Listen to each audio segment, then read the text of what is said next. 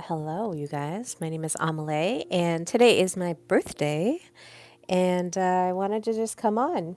Um, you guys can just ask me anything you want to talk about, anything you want to chat about. I know it's late in most spots, but some people find this somehow and enjoy watching the um, streams afterwards.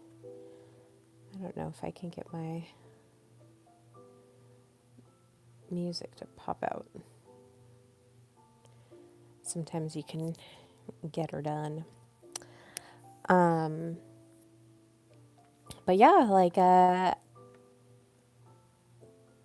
I was born in 1983. My mom told me that the song, she was listening to the song Money for Nothing by the Dire Straits when I was born. And yesterday I was like, man, it's Scorpio season. It's day one, so let's talk about, some songs. And so yesterday I posted a song, Starship.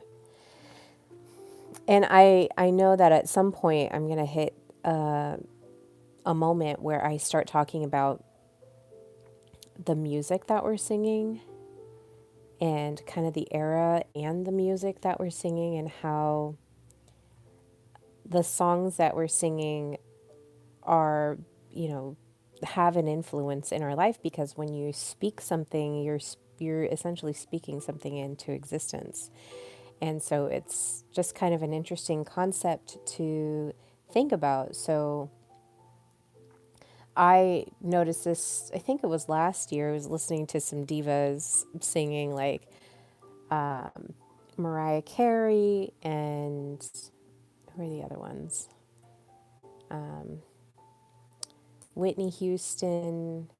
And, I was just kind of listening. Every once in a while, I'll get into this diva streak. Christina Aguilera. And I was listening to all of this music, and, I really start to listen to hello, it's my birthday today, Mr. Flashy. Thank you for dropping in and hanging out. Just doing an ask me anything right now. I just feel like talking. I'm not doing anything tonight. I'm doing going to the casino tomorrow. Oh yeah, thank you. Yes. Okay, and work Kutwal. I like that. It sounds fun. I don't know what that means, but it sounds awesome. Um, Anyhow, so I was like really paying attention, as I like to pay attention to like what am I saying?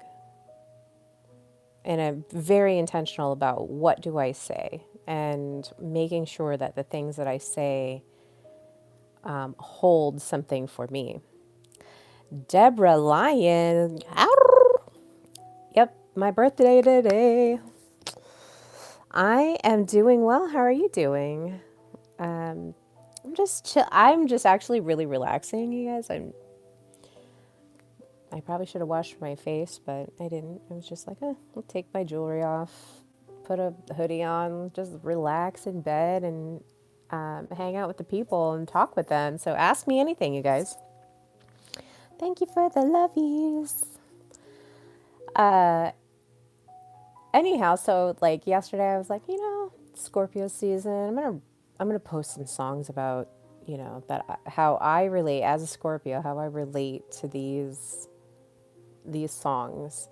And, just because I was born in Scorpio season does not necessarily mean that other people that are not born in Scorpio season are not Scorpios. Because if your rising sign is a Scorpio, if your moon sign is a Scorpio, you have deep scorpionic influence. So it matters. You have the same energy as well. Star Bright, happy birthday to me. Yay. Thank you. Stop telling people lies. Okay, Moses J. Hope you have fun at the casino tomorrow. Yeah, I'm going. There's a hot seat. So a hot seat is like where they draw name or they like just kind of pick spots and there's a $50,000 cash prize at the end of it. So I'm like, ooh, that sounds fun. How fun would that be? I love you guys. Yesterday you told me different things. Oh, okay. Well, that's interesting. Are you sure it was me? Because I wasn't online yesterday. I was pestering my child,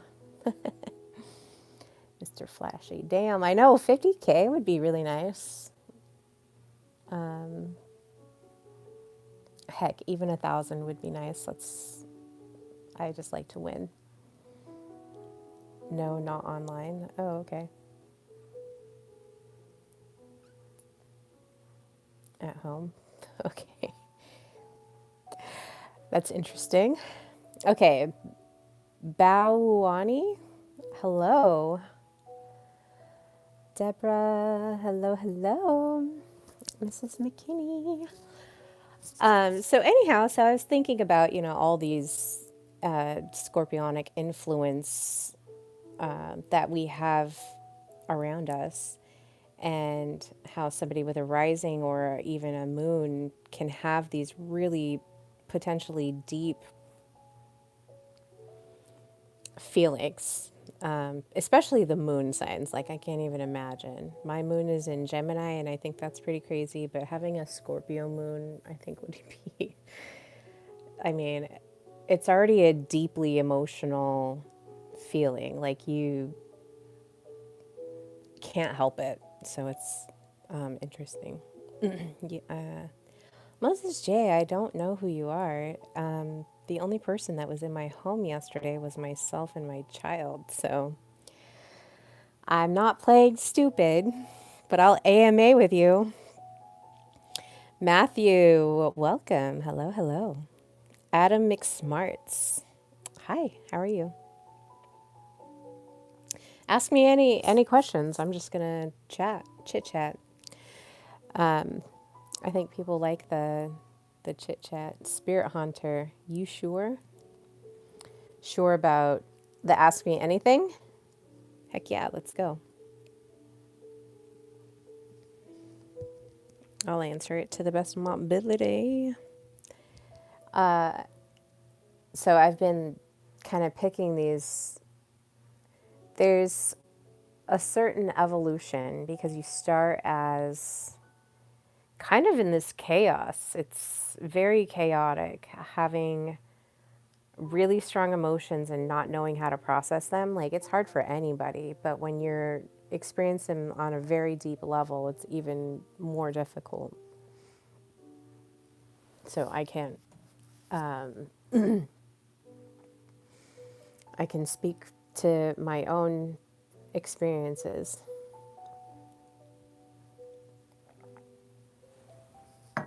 Some surprised faces.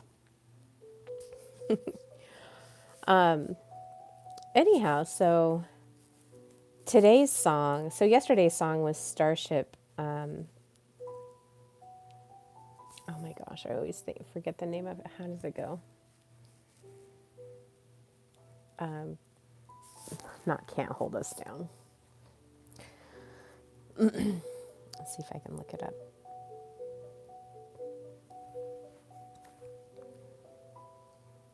Do you guys like the relaxing music in the background?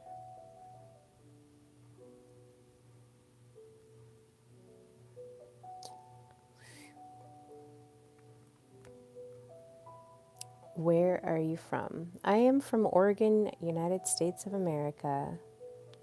Nothing's Gonna Stop Us Now by Starship. That's what it's called. I don't know why I always. Some things, like, it's really hard. I I'm actually, I turned 42 today, so it's interesting because I was under the impression up until a couple years ago that your life kind of just stops at, like, if you don't get famous or don't make it by the time you're 30, then your life is over. And that's the opposite. Like, it's once you get into your 40s and your 50s, that's when things start to blossom and take off. Do you like the gorillas? I love the gorillas. Spirit Hunter. McKinney, Dr. J, I love you. Happy birthday. Thank you so much to me.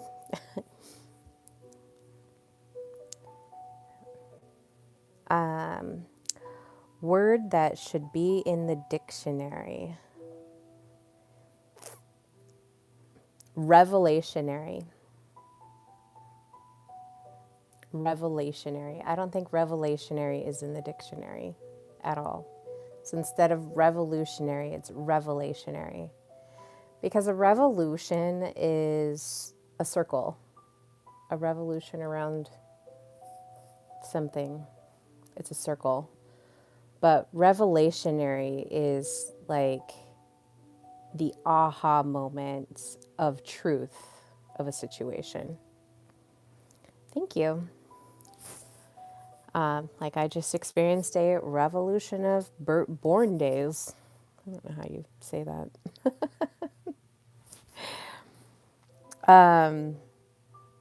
But the Starship song, that came out of the 80s. And, I got to thinking like the 80s era, there was a lot of this really positive, it was just a different vibe. And there was like the songs were, mostly positive and like upbeat, just poppy, happy. And, very much different from the 90s. The 90s was kind of like, it was like this split and everything, you know, became more refined and the genres became even more expressed. And then, the 2000s were, kind of still in that same like same thread. It had, you're expanding out a little bit more.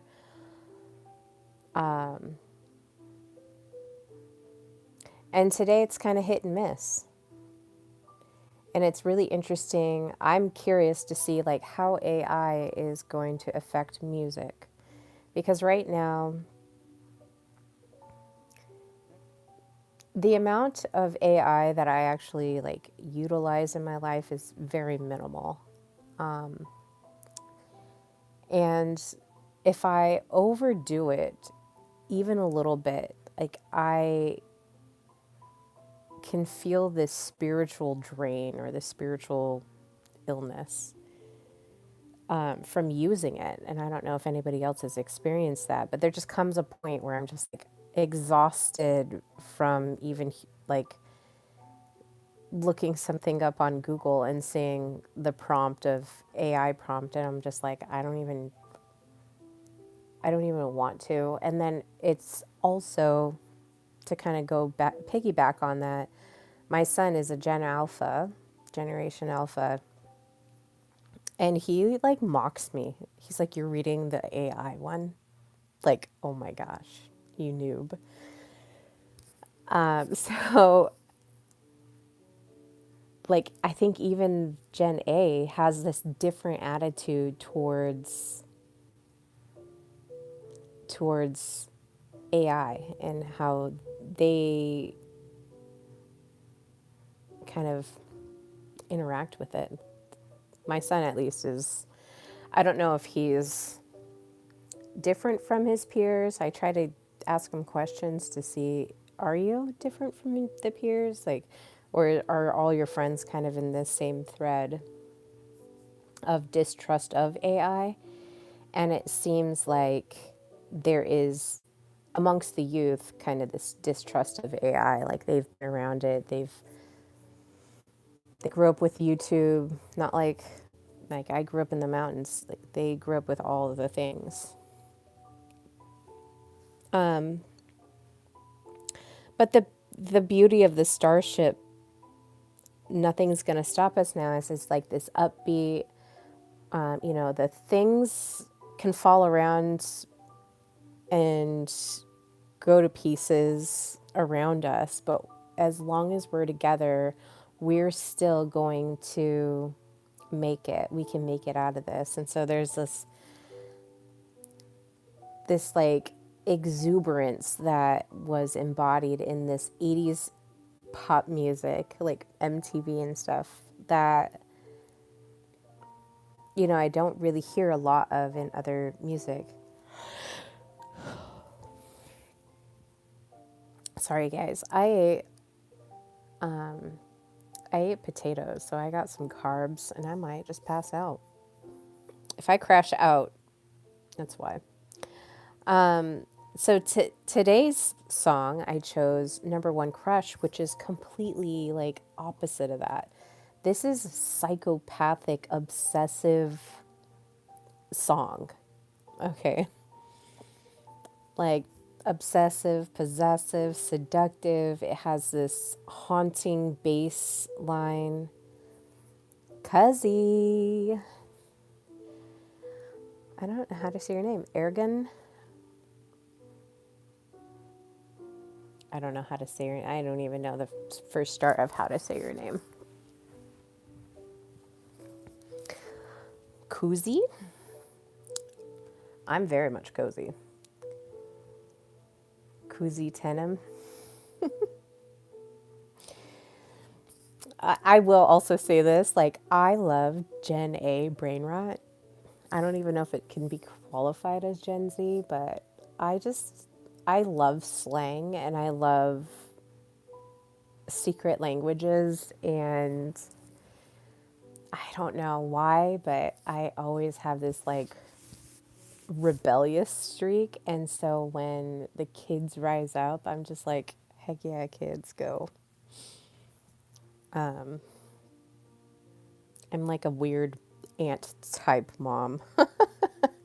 Like, oh, I'm your fun auntie. No, you're a mom, but like, I don't know. I have this fun auntie vibe. The garbage song. So Number One Crush, the lyrics are literally, I will die for you, I will kill for you, I will steal for you, I'll change time for you, like I'll do anything for you. And it's a very dark feminine nature. So if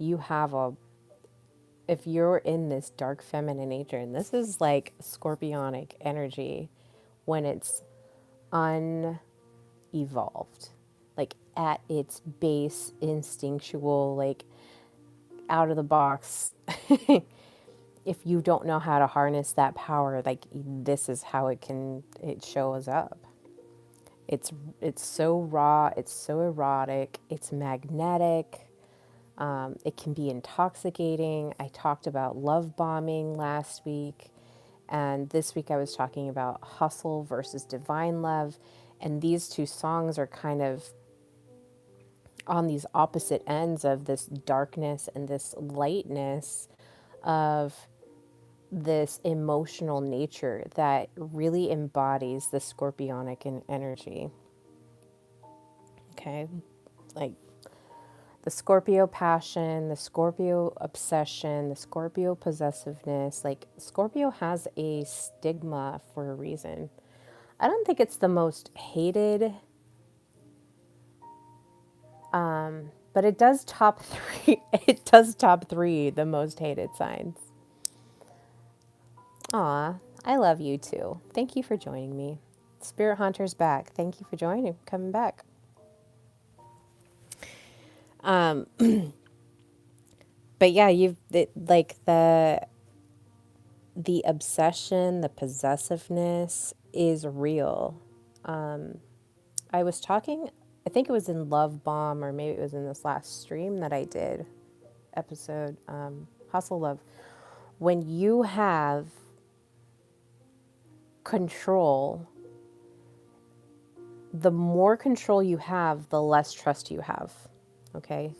It's like a sliding scale. Now, are you going to trust a person, or are you going to try and control them? And so at its lowest, that control it's an insecure, manipulative, transactional love at its core. And so Scorpios can tend toward that because it's a lot to process, especially when you have to face this dark chaos. I talk about emotions, particularly if you don't know what emotions you're feeling throughout a day. I I think we can think about it as water. So think of it as a body of water. If you don't know what emotions you're feeling, if you can't feel them because you've just kind of stuffed them down, we all have emotions. Emotions are natural energy moving through your body. And it's just coming through to tell you a message of like what's going on.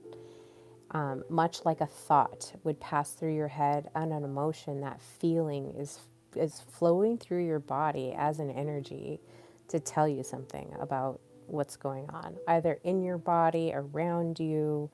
It could be a threat detection, it could be a joy, it could be, whatever it is. It's not bad. None of them are bad.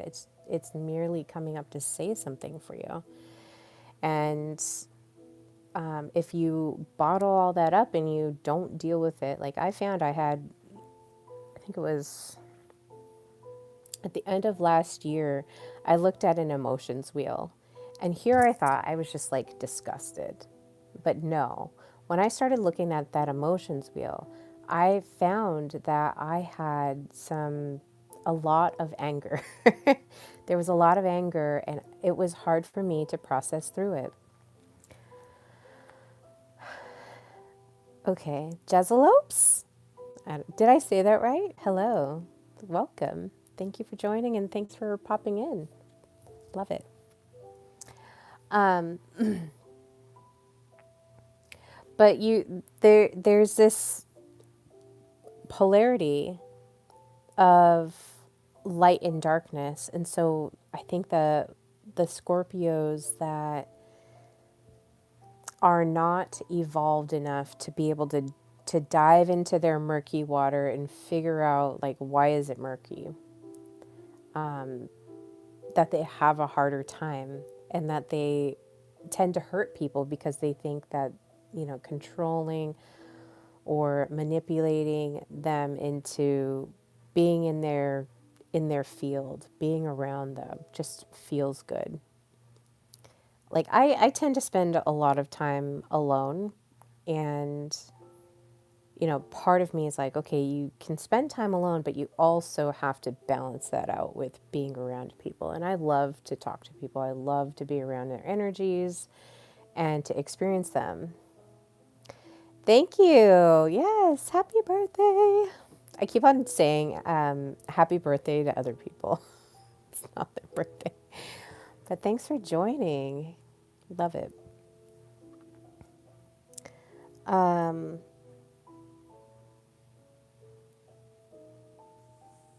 but when what is really terrifying about this is that you have to look into the darkness. You have to look into the darkness. Otherwise, you're going to continue that same feedback loop throughout your life, if you don't deal with these, I don't even want to call them negative traits, but they're not serving you as a person. I'm alone when I'm with my family and with my coworkers. I feel like I am the darkness. Oh no. I I feel awkward a lot of the times when I'm around people. I think it's because I spend a little bit too much time alone. But a lot of the time, because of how my energy is and how receptive I am, a lot of the time I can't even talk to people because, like, I am already listening to their energy, if that makes any sense.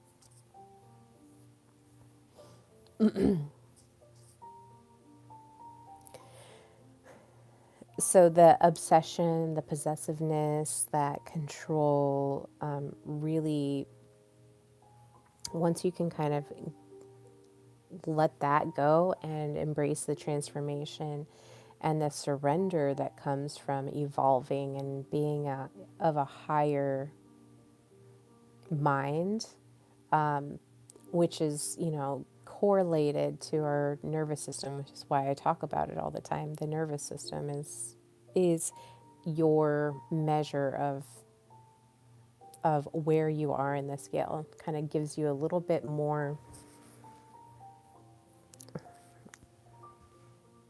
detail about like what's really going on in here. How am I doing? If your body is if your nervous system is in that survival mode, you might, you know, have a dry mouth a lot. You might have some of these other symptoms going on, and please look at the symptoms of what it's like to be in survival mode. Like it's really wild and crazy. I think my brain almost exploded when I really started looking and thinking about what the effects of that poor nervous system was.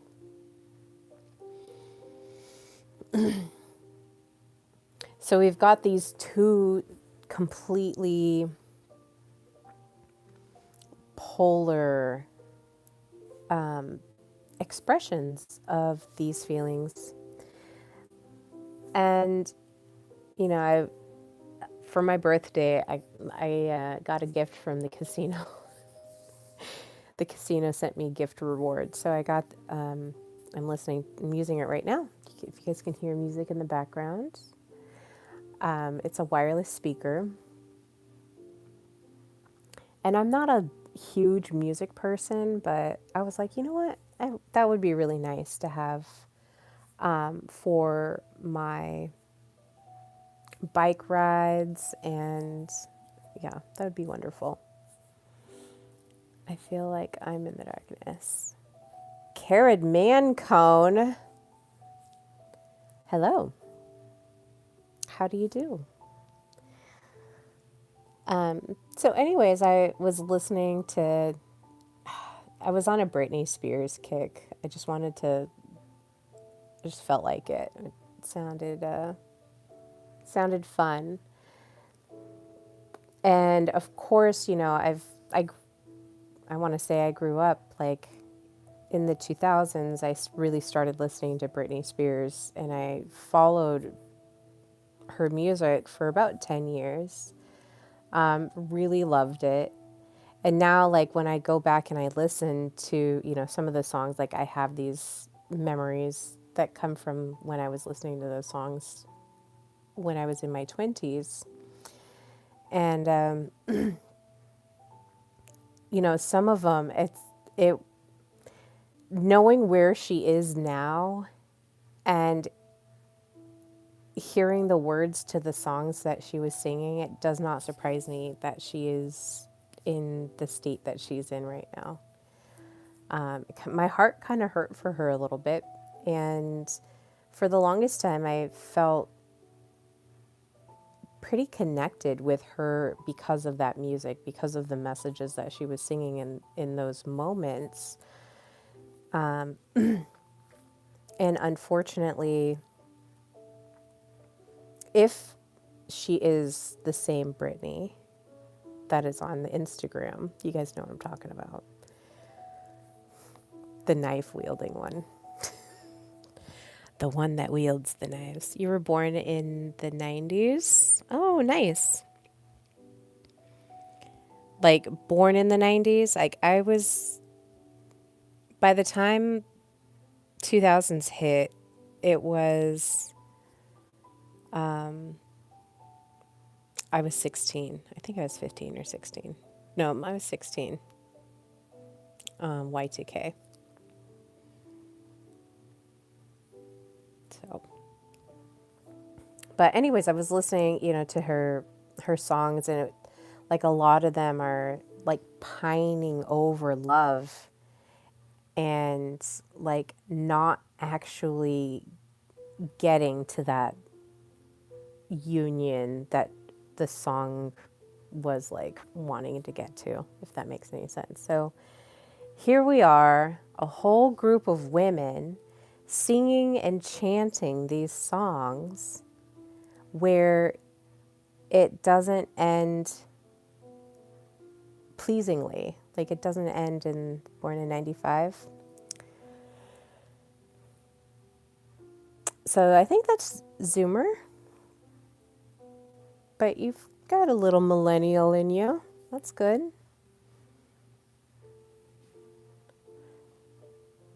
30. So you're 30 this year. Or maybe you'll be 30 this year. Is that right?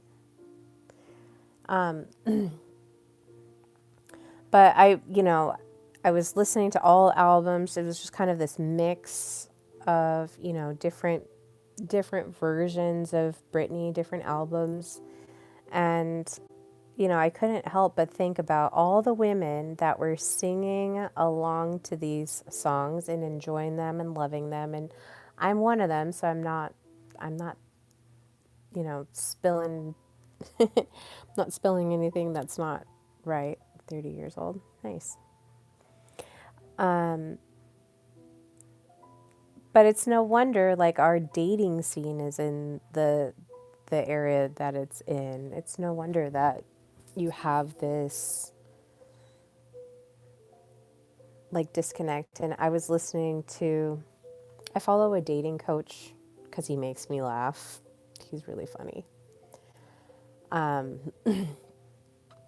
I'm totally not his audience. I just happen to be a woman and I don't know how he hit my algorithms, but I just enjoy what he's saying. His name is, I think it's like dating coach Anwar, but his name is Anwar.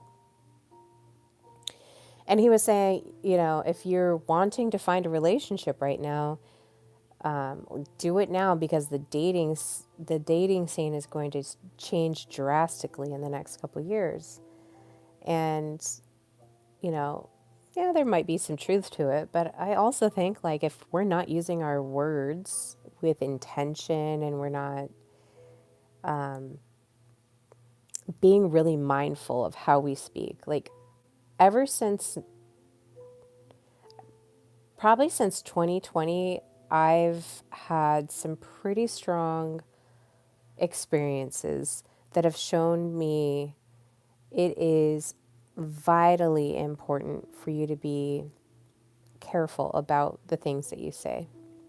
So if you're talking down to yourself, like if one of my friends talks down about herself, I get so mad.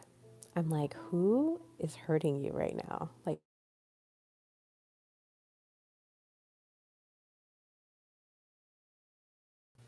am I back? Hello, hello. Oh, there we go. Sorry, I got a phone call. Which song? The song in the background? Um, where was I? I got totally distracted. Oh, yeah. So we've got all these women singing these like songs of, I mean, I love Britney, don't get me wrong, but there were some songs where it was like, I was born to make you happy. Always and forever, you and me. That's the way our love should be. I don't know how to live without your love. I was born to make you happy. And I'm just like, no wonder, like, we're all kind of in this transactional love spell, is because we're singing songs that are basically making that reality. And in 2020, I was realizing like how important it was to, I think I was blown away just by my name. So my given name means hardworking, universal, and I can't remember my last name actually. Sorry. I was going for it. 6'7". I got 6 likes, 7 people watching. 6'7", bros.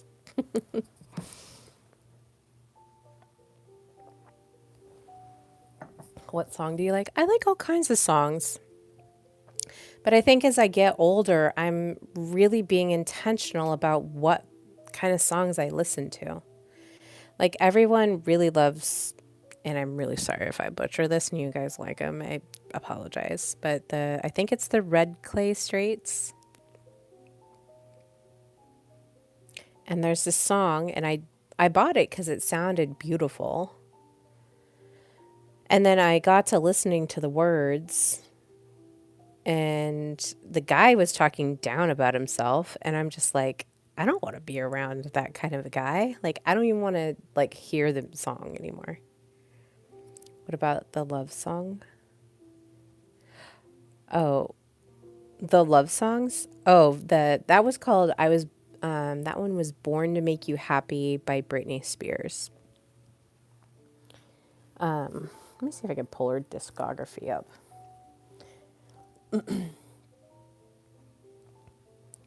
But it's like that's not the only one, you know?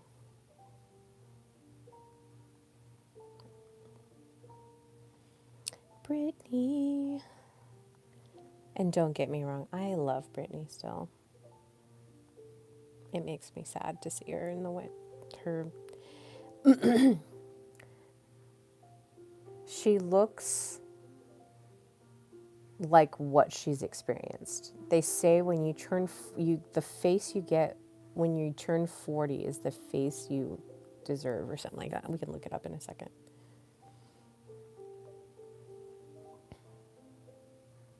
Okay, do you like love songs? I love love songs.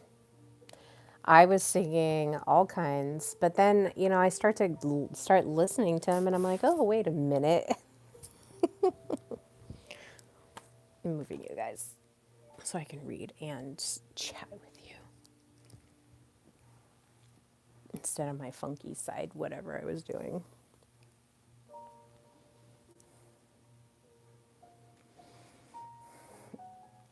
So, oh, those are all her albums.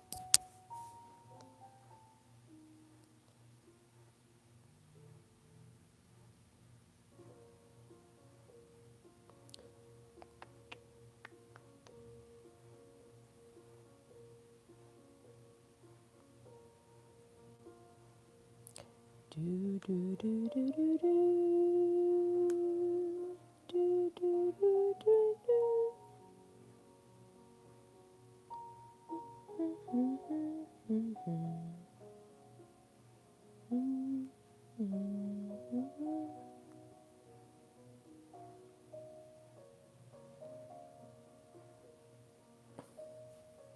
Why can't I just get a list of all the songs?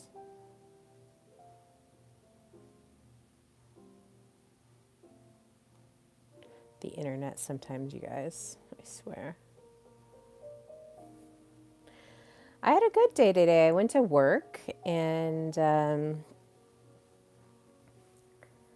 I got my free coffee. So I don't know if you guys know what Dutch Bros is, but every year or every birthday they get you get a free coffee of your own size, whatever you want. It's all like whatever you want. It could be a $10 coffee and they'll get it to you. And then I'm going to tell you about all my free birthday stuff. And then you guys heard about the casino. They gave me this link and I just went on the link and they're like, you could choose from one of these things. And like literally, I don't even think it took a day. It was like 2 days later, maybe.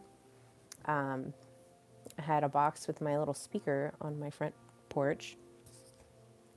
If you sign up for the Jersey Mike's app, they'll pop, anytime you go and shop there, you can collect points.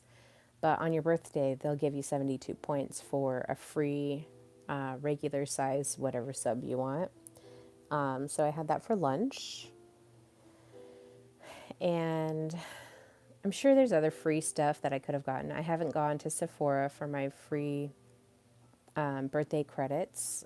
You can get credits or they have like little gifts that you can choose from anytime during the month of your birthday. So you have to do it within that month. I think Jimmy John's also sent me some sort of free sandwich.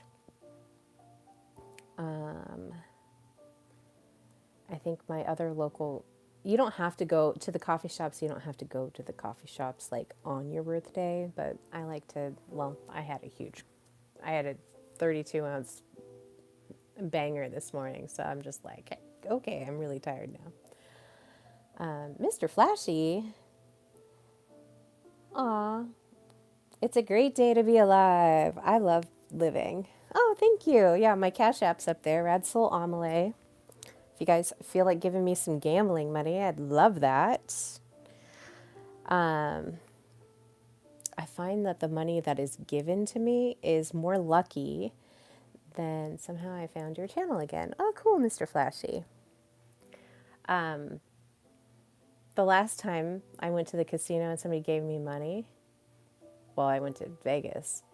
Somebody gave me $100 bill and I won 10,000. So you're beautiful. Thanks for being here. Pog Whisper. My friend Jamal went skinny to big in a lake. Got a bit on the BBC by some got bit on the BBC by some weird fish he's not allowed to bone or jerk for 6 months at least. They put a flea collar on his... Wow. Pog Whisperer. You should write that down on Reddit and see what they say.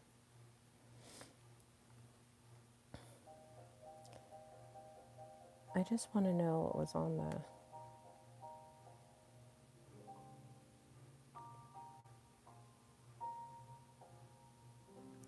So, Oops, I Did It Again is like it's getting into, it's playing with men essentially. And it's, I mean, the music is so poppy and jumpy and fun. But I think we just forget to see, like, what is the underpinning of this music that I'm singing? Oops, you think I'm in love, that I'm sent from above. I'm not that innocent.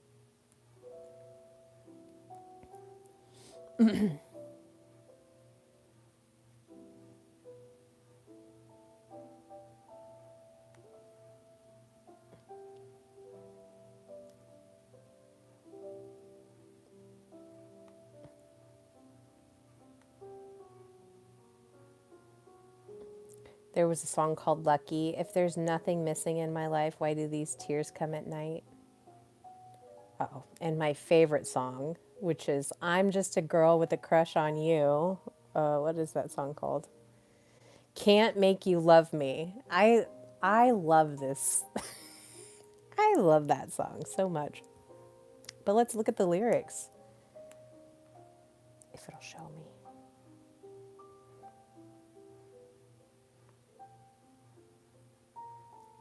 I'm just a girl with a crush on you. I don't care about money. It doesn't give me half the thrill to the thought of you, honey. So tell me that you want me still. If only I could trade the fancy cars for a chance today, it's incomparable. I might be sitting with the movie stars. Everybody say that I have it all, but I can't make you love me. Is it my life or the things I do? Can't make you love me. I'm just a girl with a crush on you. Like, I love that song, but do I really want to be singing that? Like, it's not, it doesn't embody that love, that devotional love that I want. It's very much like a chasey style of a song, and like we grew up singing this. I'm a sub and like this. Oh, thanks, Pog. You remember Dirty by Christina Aguilera? It gave me my first big boy dream. Music video was evil. Yeah, Dirty.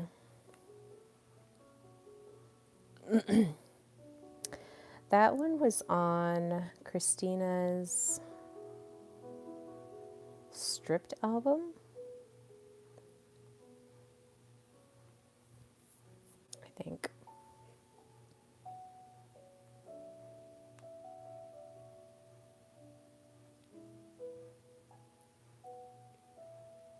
Oh, yep. Dirty.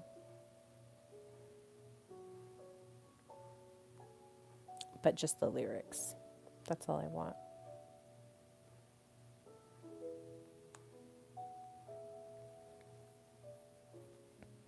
That video turned many boys to men.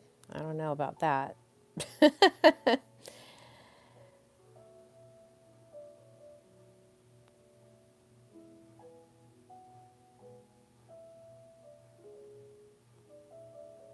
But yeah, it's definitely like,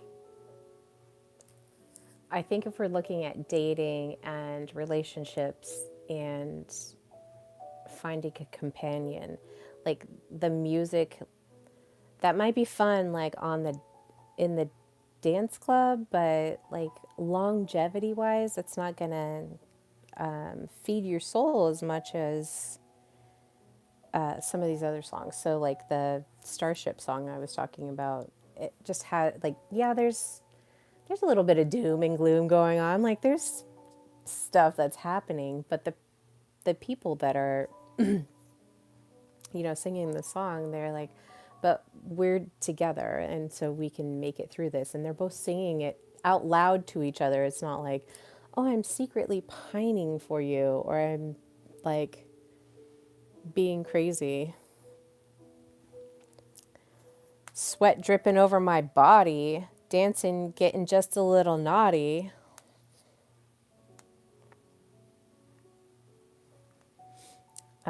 But I did like,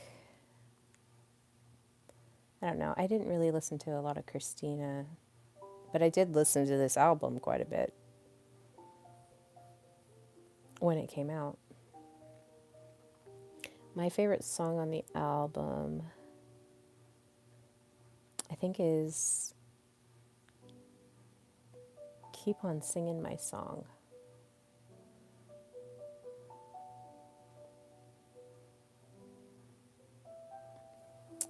Oh my gosh, I'm missing some people. Boom, happy this time. Oh, Sea Level is here. I spin Nelly Furtado every 4 to 5 years. like like 2000s. Jerusha and Daniel used to love singing songs from that Christina Aguilera album. I mean, it's still fun.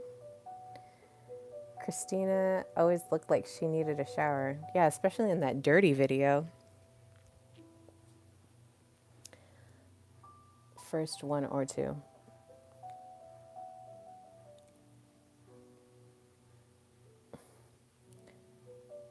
Is it this one?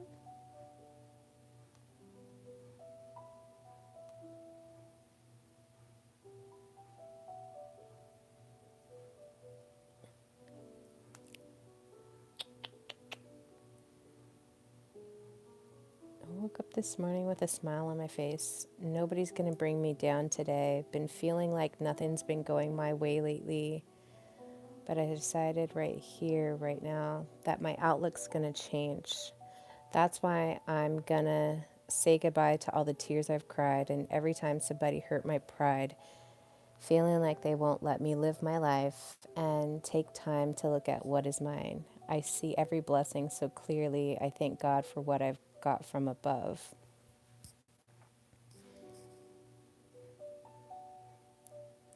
I believe they can take anything from me, but they can't succeed in taking my inner peace from me. They can say all they want to say about me, but I'm going to carry on, keep on singing my song. I always loved this song. I'm trying to remember, because there was another one, it was just like a belty. Oh, walk away. Walk away. Walk away is a really interesting. Here we go. Do you like to dance? I do. I'm gonna go. There's a Halloween ballroom dance happening on Sunday, and so I think I'm gonna try and go to that. I'm a lifelong musician, no dancing unless it's reggae, no funk, or with my kids. I love ballroom dancing. Waltzing in particular is my favorite.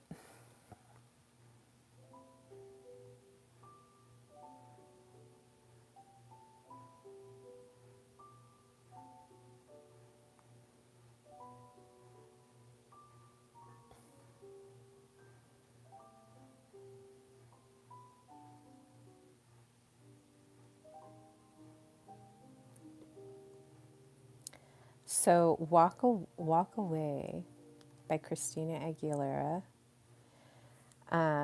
is about, maybe this will be featured on my Scorpio season music, but it's about knowing that you're in a relationship that is not good for you. And it's painful to walk away from it. Dancing Israelis. About being love bombed and having like this really sweet message, that is the love bomb, that is like that enticement to be enraptured into whatever the relationship is. And so you get into this relationship thinking it's one thing, and you're like, the wool is pulled from your eyes, but like you've already sunk so much cost. Like the sunken cost fallacy works in this relationship, in relationships as well. Like you can think, oh, I've already gone this much time, or I've spent this much money, or I've spent this much energy on this one person. I don't want to give them up because I've already like invested so much into them. Because energy is an investment, trust is an investment, and relationships are an investment. So the song Walk Away, which is really good, I don't know if I'll get kicked off like for violating, what's it called, copyright, because I'm not like posting, okay, this is what the song is or anything like that on YouTube. Could probably get away with it on Rumble. I could probably get away with it on Twitch, but it's not where my audience is. But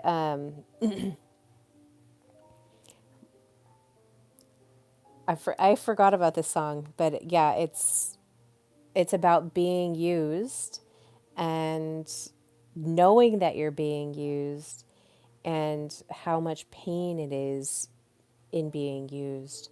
But like, it's so painful for you to think of even breaking it apart because, like I said, like you've been seduced into this relationship by this, it doesn't necessarily have to be a woman. It's just like anybody who's been seduced and manipulated into a relationship with somebody that said that they were one person and turned out to not be that way.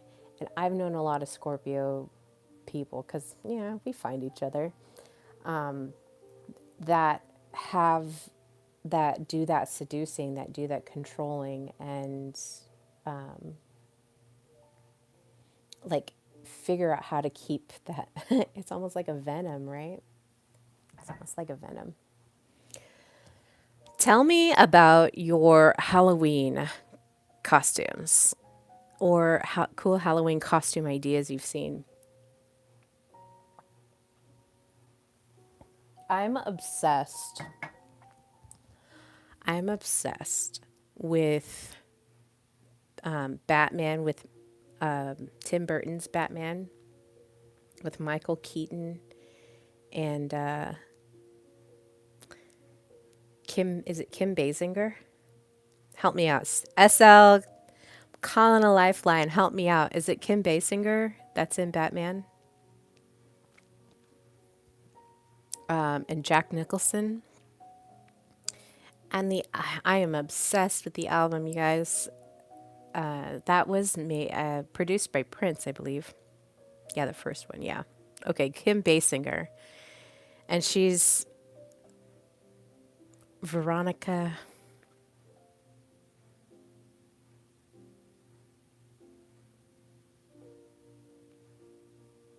Anyways, I thought that would be a fantastic Halloween costume. Veronica. Is it Veronica? All right, Google. Hey, Google. Characters in Batman. Batman.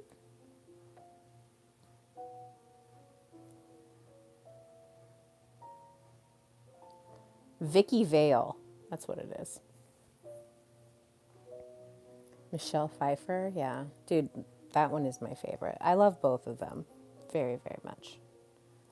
So Vicky Vale would be a phenomenal Halloween costume. And then your partner could be Bruce Wayne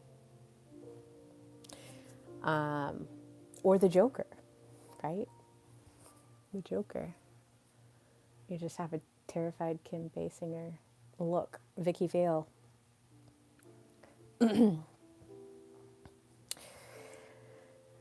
Catwoman, I really loved that outfit that Michelle had. That one was awesome. I've seen that movie so many times. I can't even say. But Vicky Vale would be a great costume.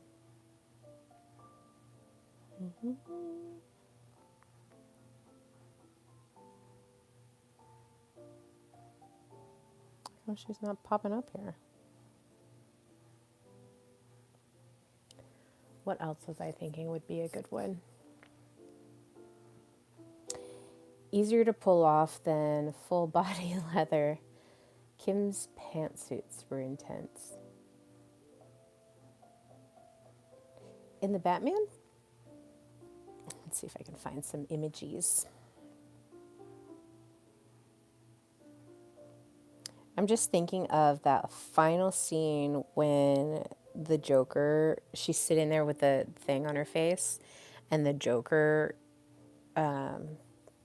comes to have dinner with her or whatever. But it was like this, it's the 90s, black shoulder pad dress,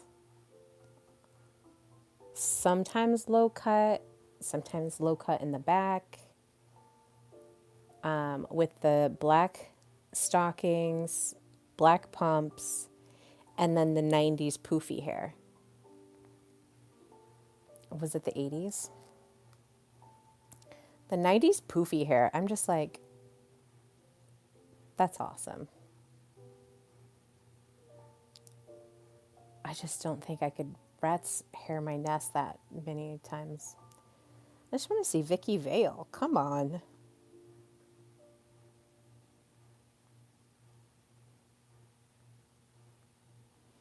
I'm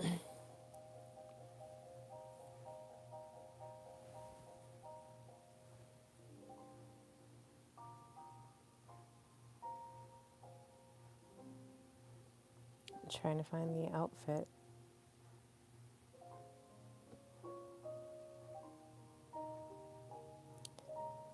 The pantsuits.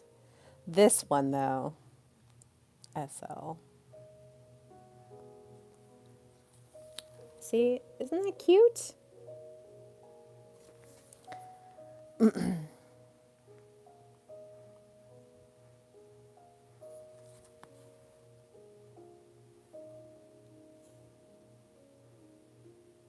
That's adorable. How easy is that? You just need to get some big old glasses. Commit to the hair. I was like, maybe I should, oh yeah. The 90s were so great. Look at that.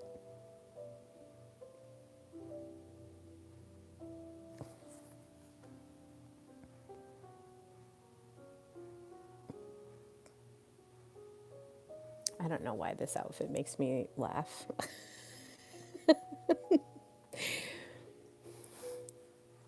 She's being a sneaky reporter.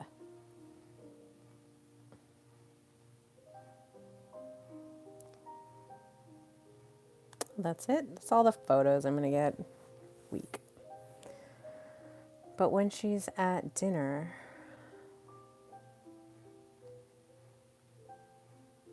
Was she wearing white? Why did I imagine her wearing black? It must be this one.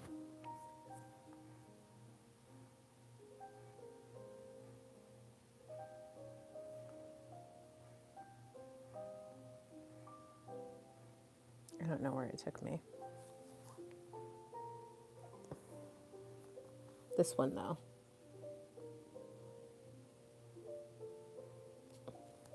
How I think that would be a perfect Halloween costume.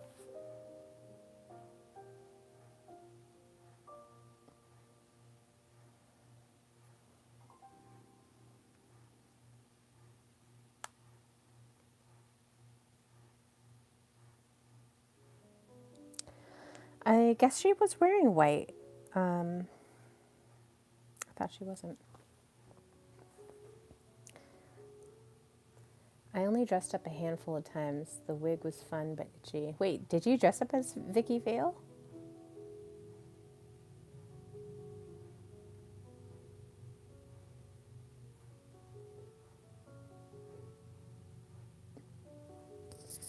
But yeah, Jagged and Big. Second movie was 90s early. Yeah, 90, I think 92. 91. My kids are going to be adorable. That scratches my Halloween costume itch. It's a blouse.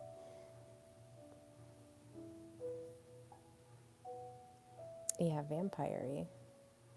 Oh, Khaleesi?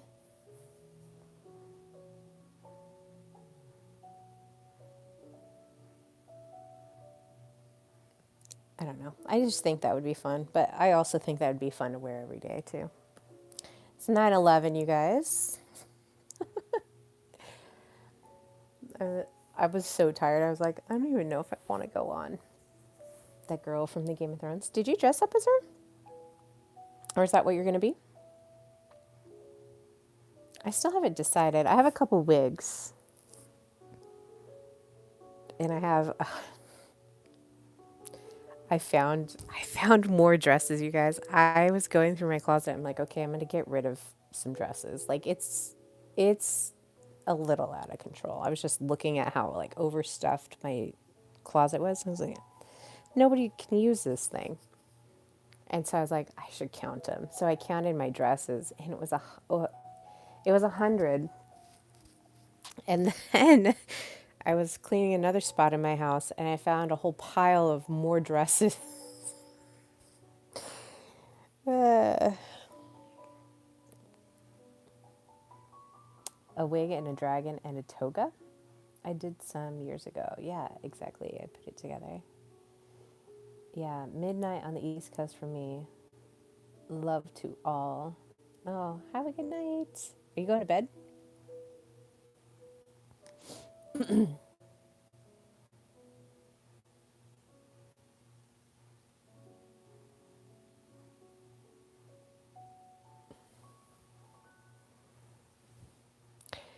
I'm pretty certain I can probably just figure some. I mean, I always do. Never mind. I always figure out something for Halloween. I was just curious, like, what you guys have seen that are really cool. And this is a Ask Me Anything. We're just chatting. This is a good old fashioned. I don't have a fire, but I did light some candles. But yeah. Well, it's great. Thank you so much for popping on. Thanks for the birthday love. Appreciate it.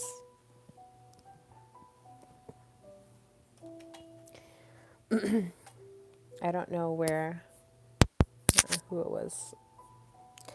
Yes, I can dance.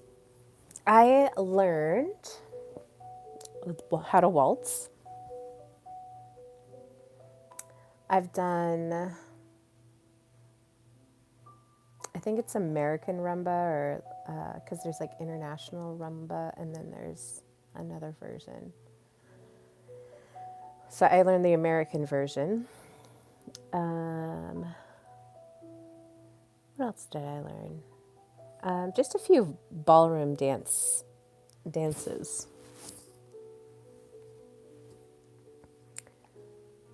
the bolero.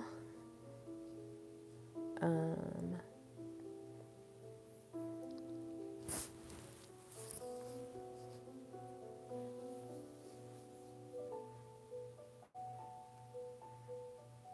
I don't know, there's a lot. Do you know how to do twerk? I don't. Can you boogie and can you boogie down? I do, yes.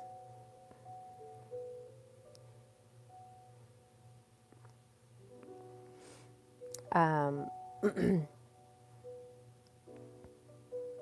it's really funny because back in when I was like 10 years old, I would go to the YMCA for after school because my mom worked, and so we would go to after we'd go to the Y, and I remember just like watching all of there was like this whole group of girls that were learning how to do the dirty dancing song dance moves. They were doing choreography of that. And I was like, I would always just be like, man, I wish I could do that. And I never really got into that for whatever reason. What is your favorite thing to do for fun? Road tripping. I like to go for a drive. Or just go somewhere. Um, I've been riding my bike a lot more, and I've gotten to where I could barely ride it for like 20 minutes without having a lot of pain, to now I can ride for about, I could probably ride for about 6 miles now. And so I've been upping my game on that. It's great. I get to see a lot of places. We got a lot of bike paths out here, so I get to see a lot of animals. So I'm out, you know, having some Snow White time with all the animals. Um, I like to eat delicious food. So when I'm not cooking, I'm like trying different things. It's crab season right now. Dungeness crab are in season. And so I will be finding some crab to eat sometime this weekend. And I like it with just salted butter. But even if I had no butter, I would just like just the crab. Um, and then I am going to the casino tomorrow, as I mentioned. So just to have my, I think they give you, I think it's weekly, the one that I go to, you get a table credit, you get a slot credit. I think I get $30. It's week every, it like re-ups every week, but $30 for a meal. And so yeah, I like to go in there and just go play the pennies. I think that, yeah, they're the penny slots. And then my friend that I go with, he likes to play blackjack. That's his game. And all the money, he has like a fund of gambling money that he has won from just going and playing for a few hands over the years. And so he just takes his fund, and you know, if he's up, he's up. If he's down, he's down. But it's all like casino money that he won. It's not any of his own personal money.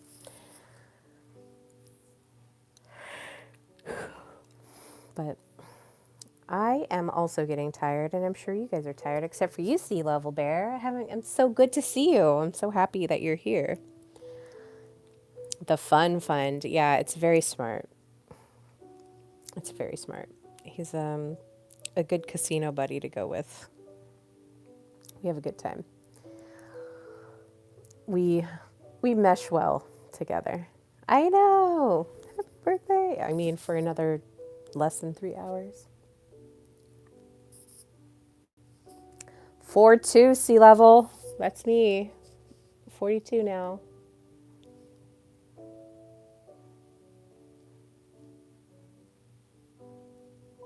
I remember when I was a teen, I was like, I'm never even going to make it to 20. Thought it was so far away.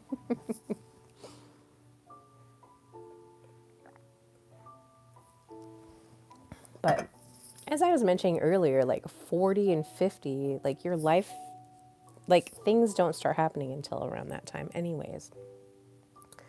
So I was watching that Martha Stewart, who's 83 right now, she didn't start getting her, she didn't become famous until she was 50. Whoop whoop, Spirit Hunter. I like your name, by the way. I think it's cool. But yeah, she was 50. Tina Turner didn't become famous until she was 45. Bob Dylan is 84, still crushing and touring and doing his thing. I've never seen Bob Dylan. I don't know. Maybe it's like Hollywood having all of these young stars turned out, that it makes it seem like you have to be young. Otherwise, if you're not young, they're going to throw you out. Oh, I had to tell you. Okay, so, all right. We'll get a little bit more wind here. So I was like effing around, not even realizing like, oh, you're in spooky season right now. So be careful what you watch on Netflix. Or maybe it was HBO Max, whatever it was. Be careful what you watch on the streaming services. So here I am. I'm like, oh, okay. And I don't watch a lot of horror, okay? I like to watch dramas, especially when it's like pre-19th century history period dramas. And many jazz and blues musicians get their props in their 40s to 60s. Yeah. But anyways, has anybody watched the movie, it's the movie called The Substance with Demi Moore? Dude. So last Friday, I went to a sip and paint, and I made my beautiful, haunted mushroom house because I was like, I really wanted that. So the movie I think it was at the Cannes Film Festival in 2024, so last year. And so it just came out this year. It's called The Substance with Demi Moore. And I'm like, oh, that's interesting. So it's about a woman, Demi, and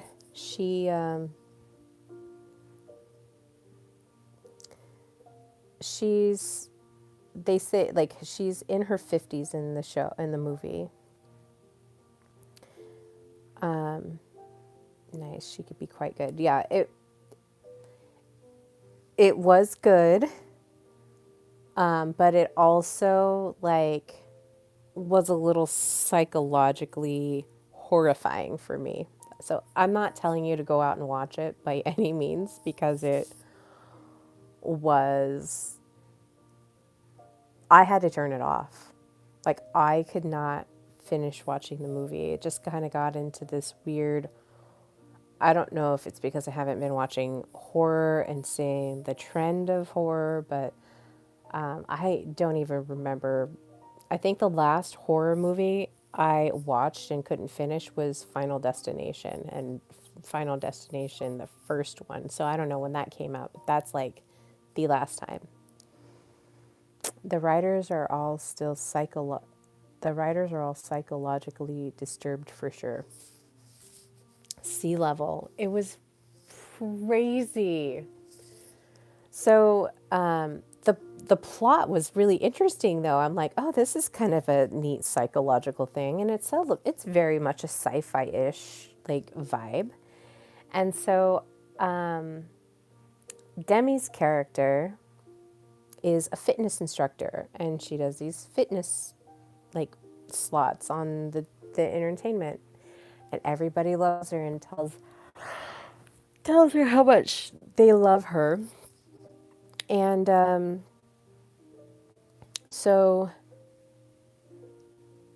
she ends one of her shows, goes in the bathroom, and the producer dude, he comes through the bathroom and is like basically talking about dropping her and finding a new replacement that's younger, right? 18 to 30. And so obviously Demi's character hears this because she was in that bathroom. The other bathroom, the ladies' room, was out of order. And so she like leaves and she's just like completely devastated that she is getting booted. And I don't know, like the psychological, I think the psychological horror of the impact of the beauty industry and what defines beauty standards. Because Demi, in her own right, is a beautiful Toronto Jane. I mean, yeah, there's cousins, maybe. And like Demi is this beautiful woman, and I think she's in her 60s. I don't know. But she's gorgeous, and you're just watching her character like judge herself. And I don't know, it just like any criticism that I had of my own self like was unearthed. And I was like, oh my gosh. And so she ends up getting to this car accident, and this doctor intern dude like plants a seed of this thing called the substance.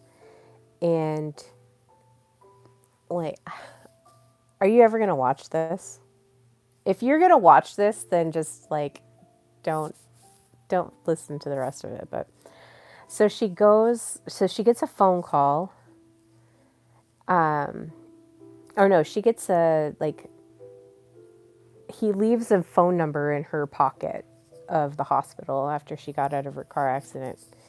And yeah, don't watch the whole thing. It, unless you like don't get creeped out easily, like just don't watch the whole thing. But she goes to this place, well, she calls and the number says an address. So she goes to the address, and she's, number 503. And so she goes into this place, and it looks like a dump. Like, you don't know, like, if you're going to actually get robbed or, get your kidney taken and sold on the black market. But anyway, she goes in, she finds her thing, and she gets her box, and it's like the first one is, to activate it, and it's like a one-time dose use. And what it does is it splits the DNA of your body. So you have your old, like your current body, and then it like basically births this younger, perfect version of yourself with your own DNA.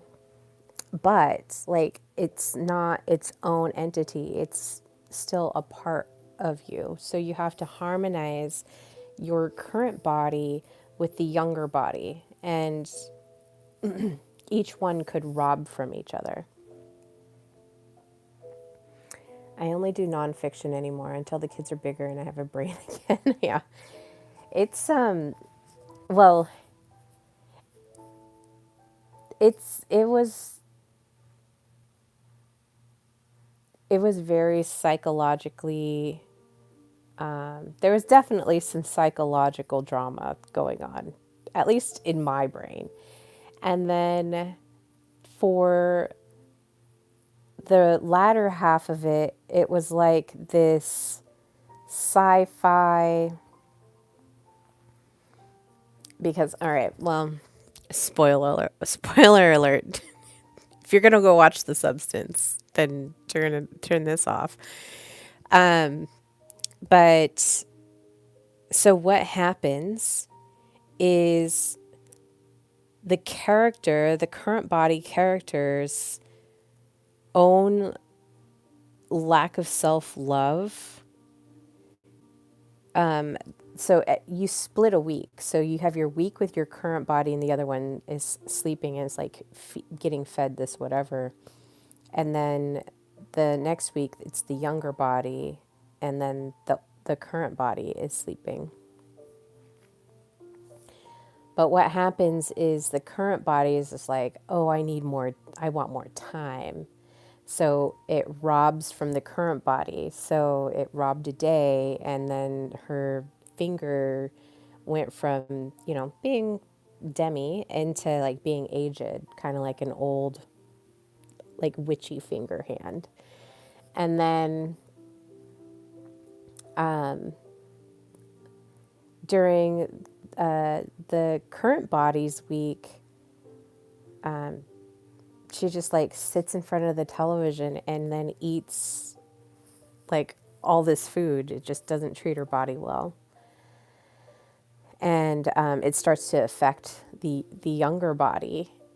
And so you see like this disharmonization that happens. So while like Demi's body was perfectly normal, maybe even better than normal, yeah, it's so creepy. And then and then it keeps going, and the younger version keeps on going, and because she has to take it out of the spinal fluid, and the weeks on and off like help to regenerate that fluid. But she's just like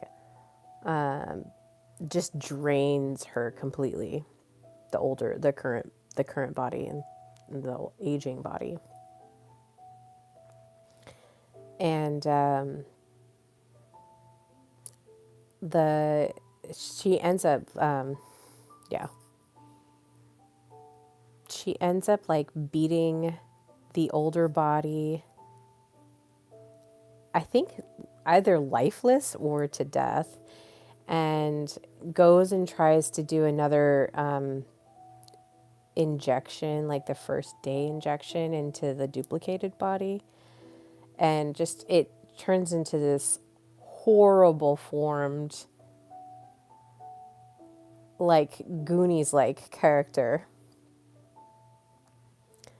And she's supposed to be doing, this whatever, but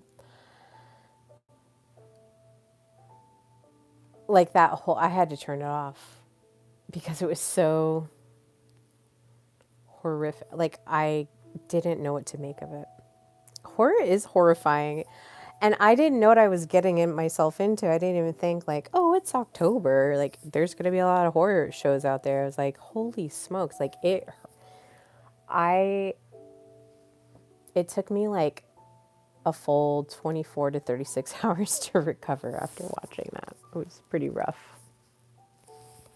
And the next morning I was like, okay, now I have to know what happened. And I ended up like having to fast forward because it was like it was more than Carrie blood scene at the end where they're just like, oh my gosh, it's a monster. And then like they come at her. I've been watching D'Angelo concerts. It is all funky. Heck yeah. Heck yeah, bruh. Um, anyways, it was just a weird horror. I didn't expect it. I don't know what I expected, but I didn't expect that. So it was really wild. It was really wild for me to like process that. But cool. Well, I am gonna go to bed. I'm sleepy. And I wake up so early. Last horror film I watched was with Scarlett Johansson when she was a Scottish alien or something. Low key but creepy. I think if it was I think if it wasn't it didn't look so realistic with some of the things that were happening. And I think just the self-loathing of the main character to like allow herself to let herself go like that,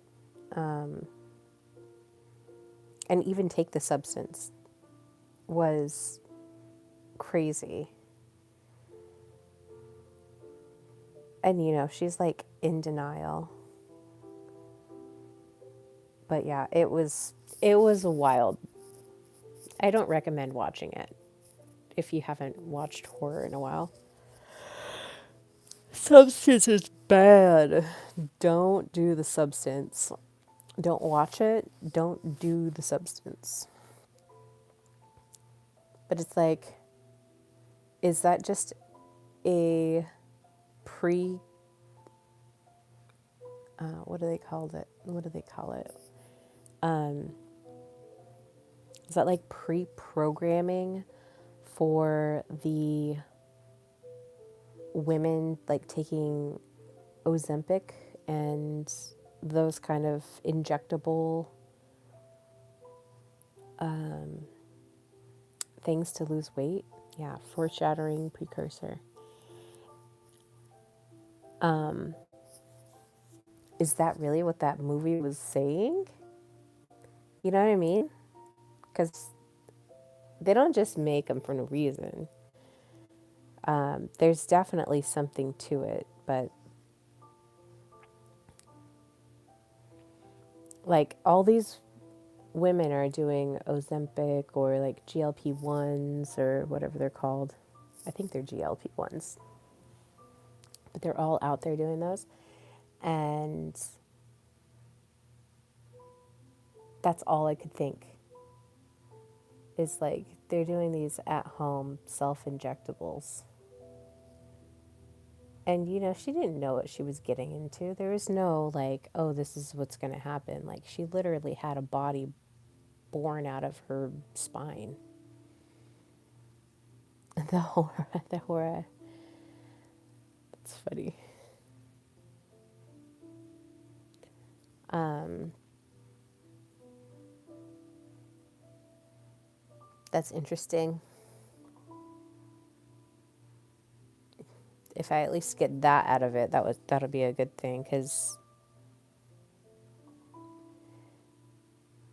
she's just sitting there staring at herself in the mirror, and sometimes I catch myself doing that. Go, oh my gosh, you got so many wrinkles.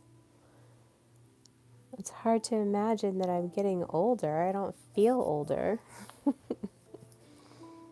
Spine, baby, bed, baby. Yeah, no, it was very uncomfortable watching some scenes in that movie. All these lines in my face getting clearer. The past is it the pressure from other women about wrinkles?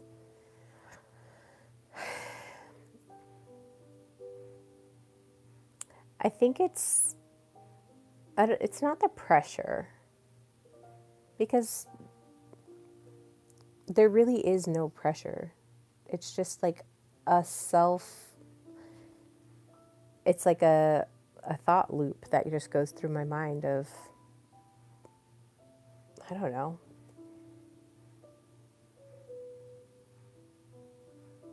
It's like a sign that you're not taking care of yourself or something. So it's not really other women. Um,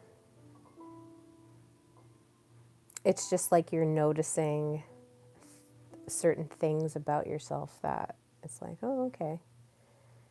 And yeah, I could probably be better to my body. Like aging is something you should be able to overcome. Um, Not overcome, but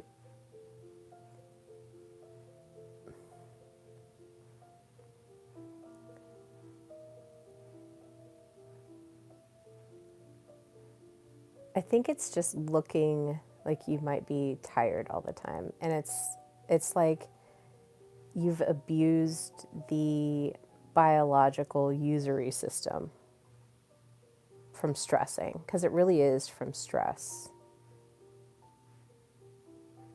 And granted, I've been through a lot of stress in the last 2 years, so they're probably well earned. But it's just interesting because, I don't know.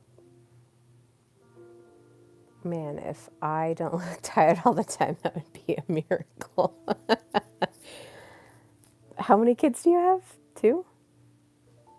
I mean, that's a lot of, yeah. But they also keep you young like kids do. Three. Oh my gosh. Kids keep you young though, too. Like having their young kid energy around is nice. I don't know. I think the thing is, SL, I kind of flip flop of like looking young, but then like just really appreciate. I'm kind of in this like middle stage of like still looking kind of young, and then also just embracing. Like some days I just feel good, and I think good in my body, and I'm just thinking like, I don't know. It's just it's probably more like of a mental and emotional thing than it is like a comparison thing. 149, soon to be 259. Oh, do we got a November birthday? They do keep you young because you must keep going. It's the diaper wars. You must find a way to energize yourself through everything.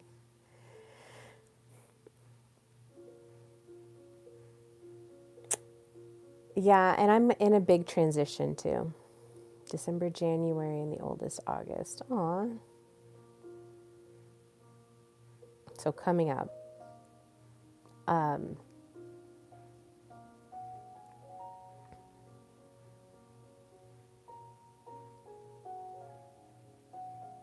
I don't know, that movie just really kind of just stirred me in a really horrific kind of way. It's like pretty wild.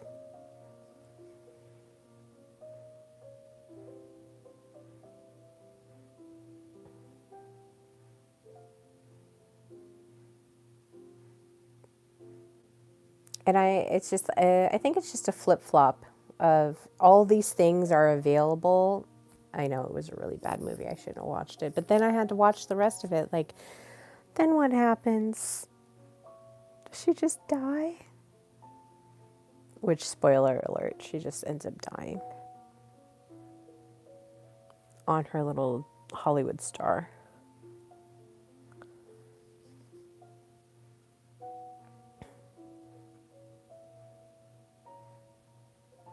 It was crazy. Hypnotize us to give you a little birthday donation. I don't have my.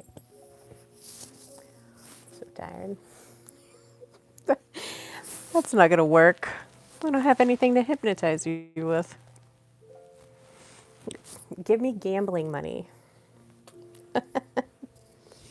You are hypnotized. Nos and Cantor.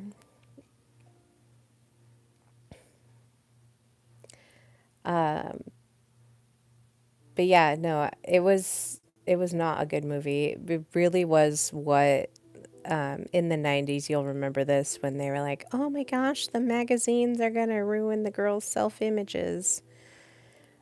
Which it wasn't even the magazines that did that, it was social media. It hadn't even been out yet. But yeah, movies. Do you remember that? Movies and magazines and all this stuff were like damaging girls' self-image.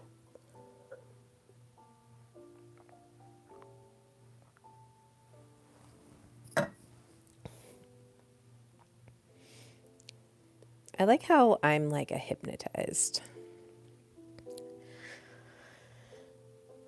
I'm not even a hypnotist. But it's not the first person who said that.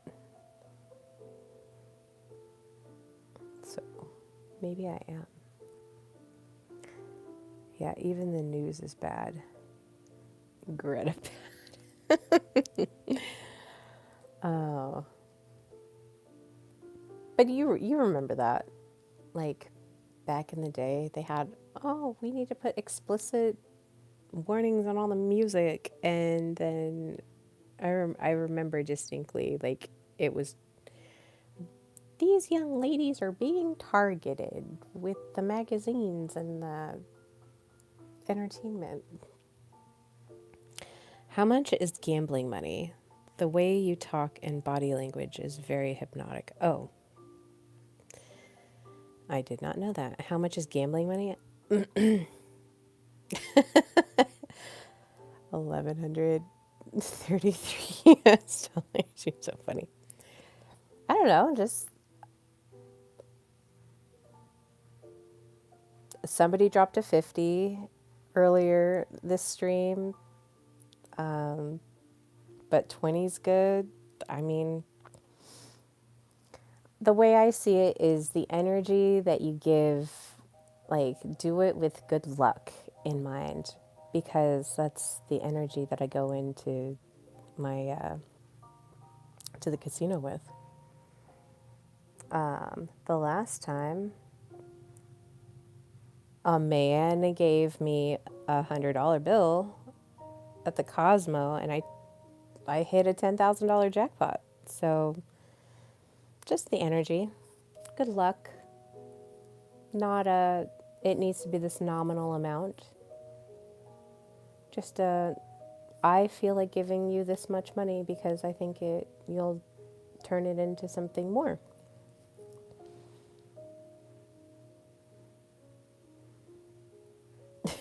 Snap your fingers when you say, "Wow, nice." Snap your fingers, do the step.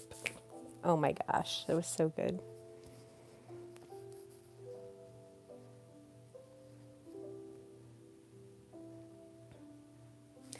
I'm just doing an Ask Me Anything. I'm actually really tired, and so it's kind of loopy. Been up since 5 a.m.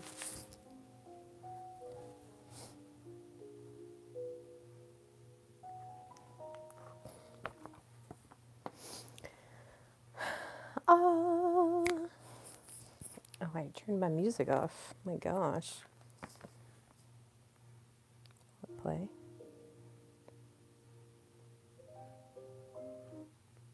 Dude, Gerudo music, Majora's Mask, and Nintendo, or Ocarina of Time. Peak. I think all signs should repeat themselves in English twice on the road. Like having two signs of the same thing. What are you going on about, SL? Tell me.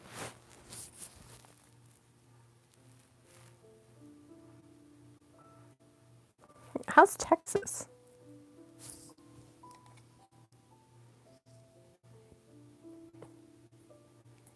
Stop, stop.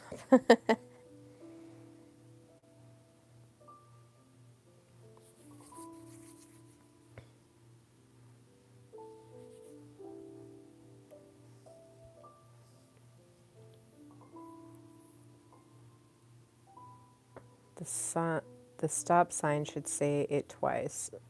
One sign. Are people not stopping?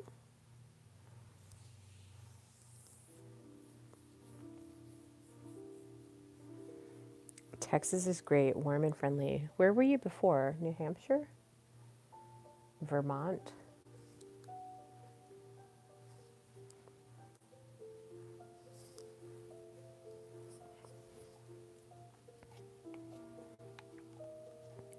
I went through Texas and it was raining pretty much the whole time.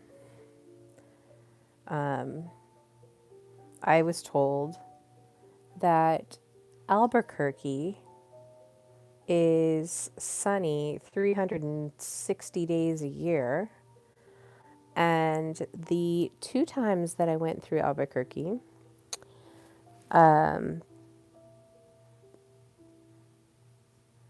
it was raining in the middle of July. So I went through whatever the freeway is through Dallas Fort Worth.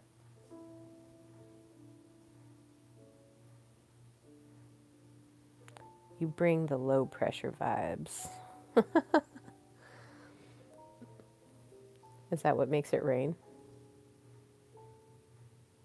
The low pressure vibes? Not a great part for scenery. Where should I go?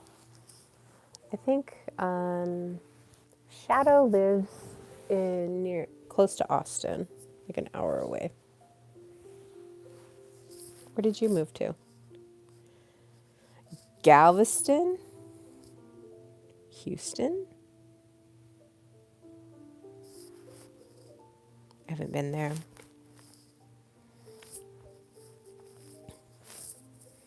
I remember going through Louisiana though.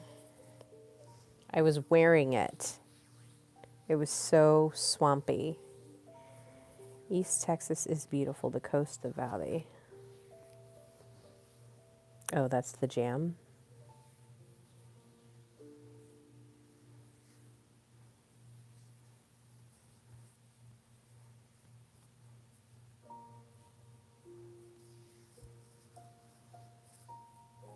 I love Louisiana a lot. Okay, so when is a good time to go to Louisiana? Like if you wanted to go to New Orleans, like when is a good time? For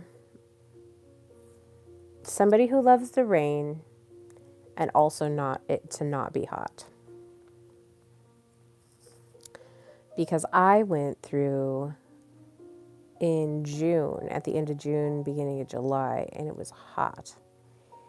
And I'm telling you, I have never been in such humid conditions where I was wearing swamp mud on my skin.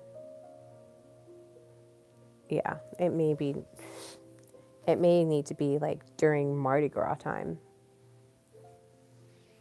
Sorry, my internet died. I'm back. So, can you say you are getting sleepy?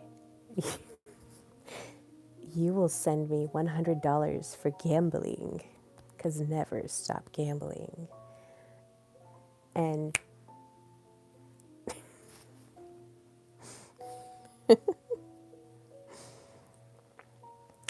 humid is the vibe.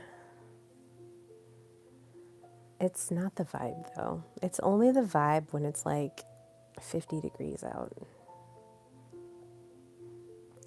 Although I do like a good rain in Hawaii, and it's pretty humid. But I don't know, I've been there a lot. And the salt humid is different than swamp humid, okay? Sea level. I feel like I'm going to get pink eye with the swamp humid.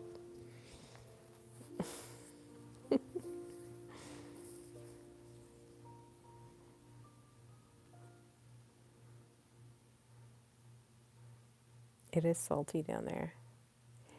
In New Orleans?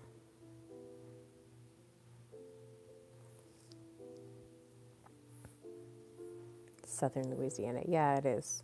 Well, what is the freeway that I went through? So it was the one that goes, is it 10? Right in the water. Um,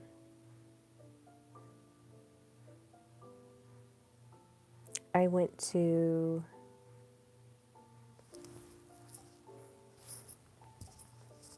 let me pull a map up. I'm not even going to try and remember. Oh no, I ruined my musics.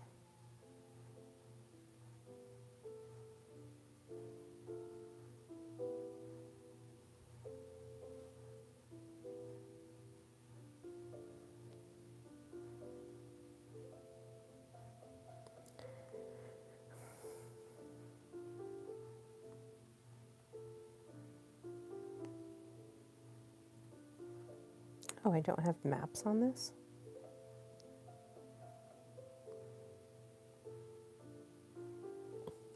That's weak.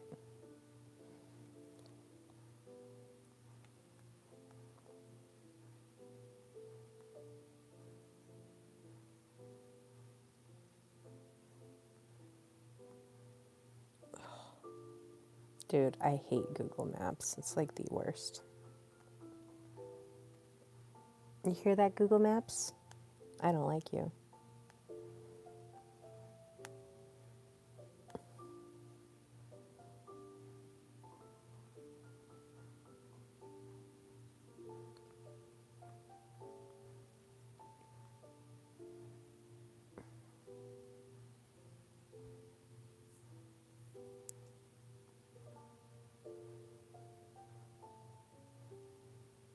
I think it's the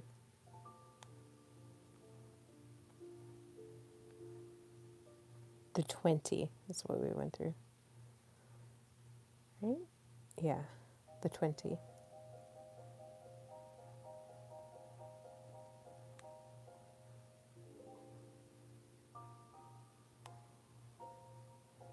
And it was still so swampy. But you said South Louisiana is good. Valentine. Sweet, sweet Valentine. Sweet, sweet Dick Valentine. Southern Louisiana, right in the water. Okay, so it was 20. So through Shreveport, Jackson. Don't ask me why, I don't remember.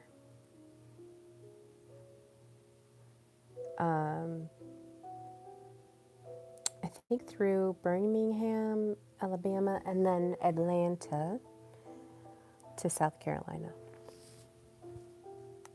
And then we took South Carolina all the way up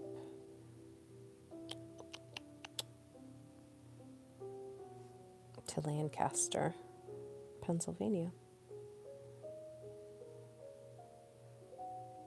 Which I don't think that took very long at all. Can't he draw a map? I never use AI for drawing me stuff. Wait, Huma?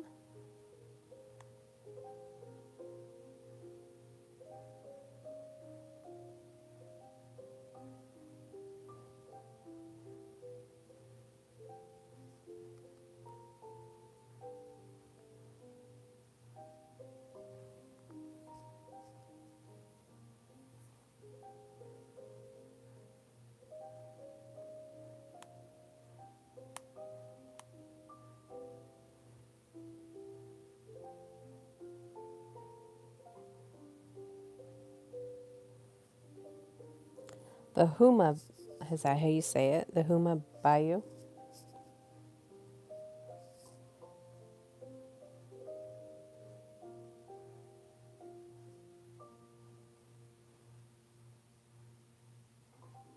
Gosh. Dude, I'm spiraling trying to use it. Oh, there's all kinds of waterways around here. Buddy,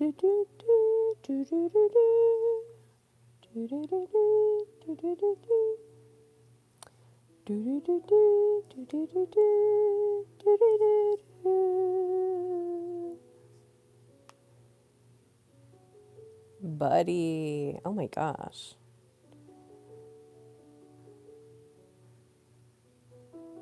It's so different than Oregon existence.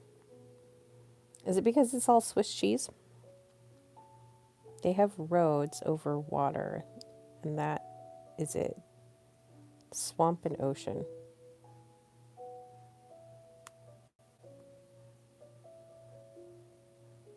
They must have got hit pretty bad when Katrina went through then.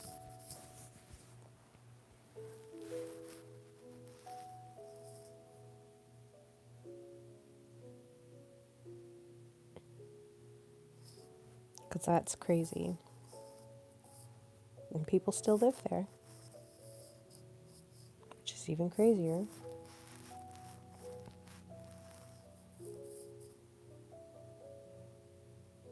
New Ibiza. Just kidding. It is basically down to Swiss cheese, yes. Facts. It's what it looks like. Like, look at all that. It's all just like little islands, but it's probably not even islands. Yeah.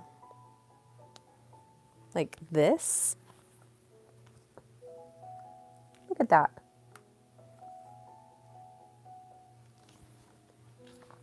That's wild. Like any hurricane would just knock that place out, right?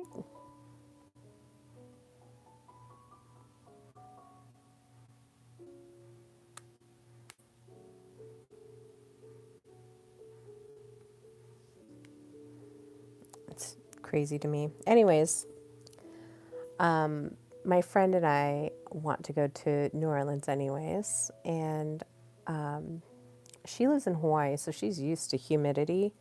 I am not. It gets like to 63 degrees. I start looking at like why am I burning up and what temperature is it? And it's only 63 degrees. Like I don't do well with the heat.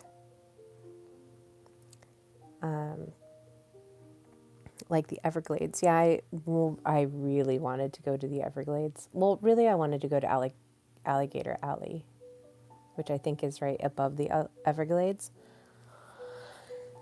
And we made it all the way down to Siesta Key, but then it was like, okay, if we go do that, it's going to add a whole 3 days or something to the trip. And my son was like, hates traveling. And I drove him all the way across the country when he was 7, and he was like really pissed off about it. But I don't know. I think it would have been cool to go see some like alligators. Go in January or February. Is that like low tourist season too? Like nobody's really out there? And hurricane season's pretty well over because that's like a August thing. Not.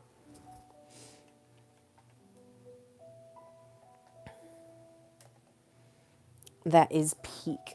Okay.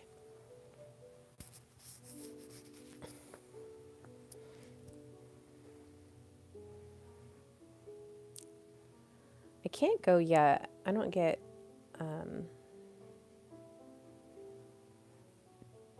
my vacation doesn't take effect until March, which is kind of weak. But I have some really cool peak tourist, not hurricane. Oh, peak tourist? Meh. But you can blend in by not wearing a backpack. I wouldn't wear a backpack anyways. You like my cool shirt, by the way? My cool sweatshirt?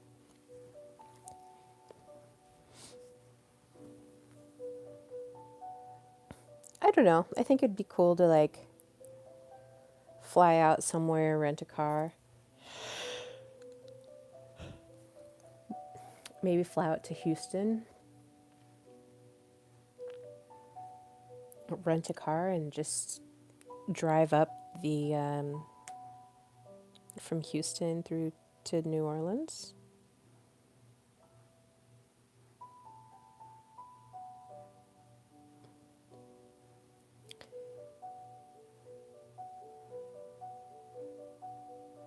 It doesn't look like a lot of driving. Yes, Vikings are legit, especially that one. Very much legit. Um, Great family, too, by the way. Very cool. Very cool.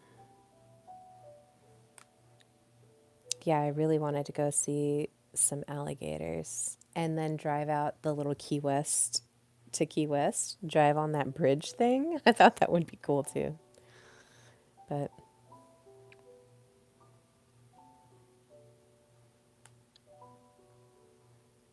dude, that's crazy. Puerto Rico's all the way out there.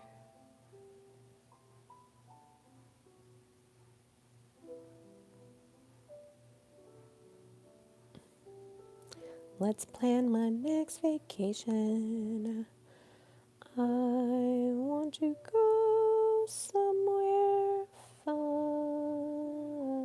fun.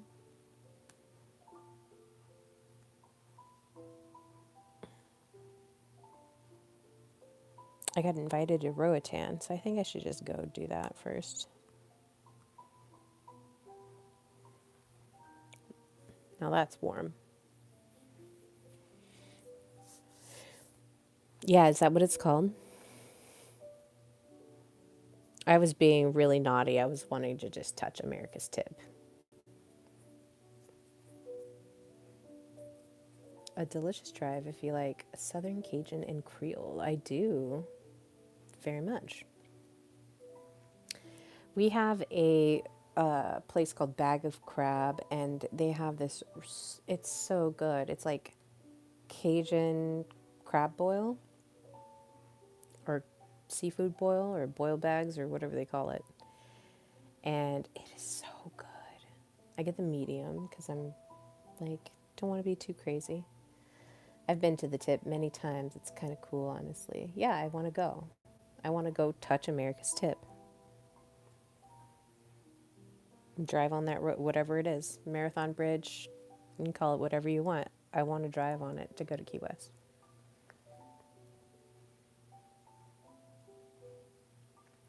I love the Florida Keys. They might be my favorite place in the USA I've been. That isn't Texas or NOLA. The Keys. I just think it would be fun. I went to the Siesta Keys. Um,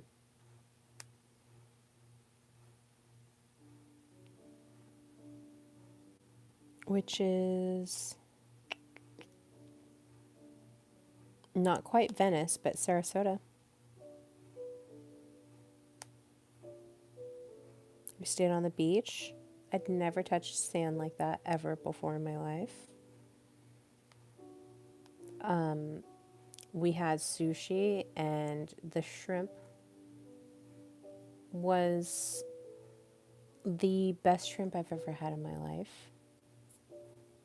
Everything south of Marathon is heaven to me. Key West is an exception to the heaven. It's just a fun for a day or two. Yeah, the shrimp, dude, the shrimp are so amazing. From the Gulf, I don't know what they do in there, but you know, it's really good.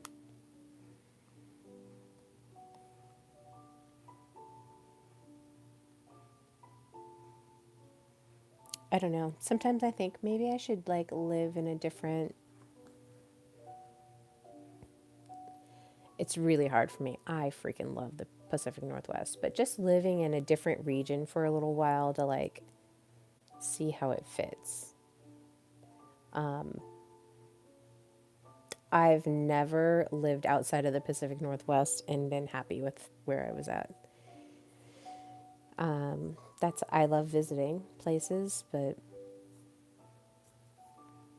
I don't know. I think maybe now that I've had some family members pass away, and my son's getting older. Like now, I'm just looking at okay, what is my next long term thing to like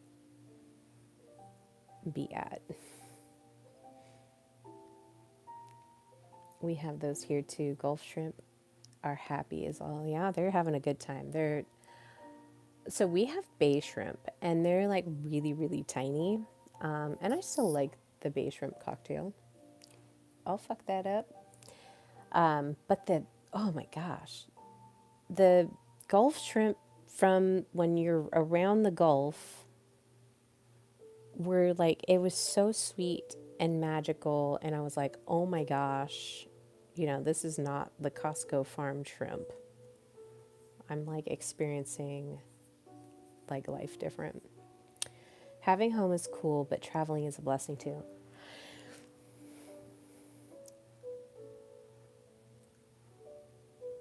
I think I just like, I've been in this city for so long, and to not have a good, strong, solid friend group is really kind of a little depressing.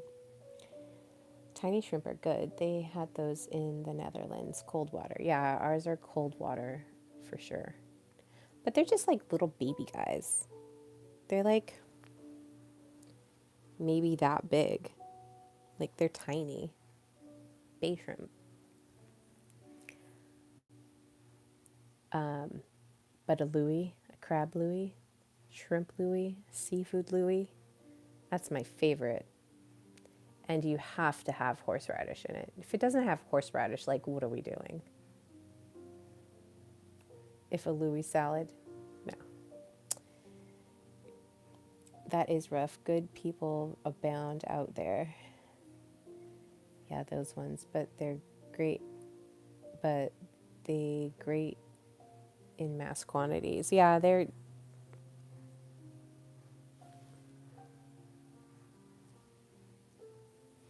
Thought somebody was running a chainsaw. I was like, what the fuck is going on? Is it Halloween early?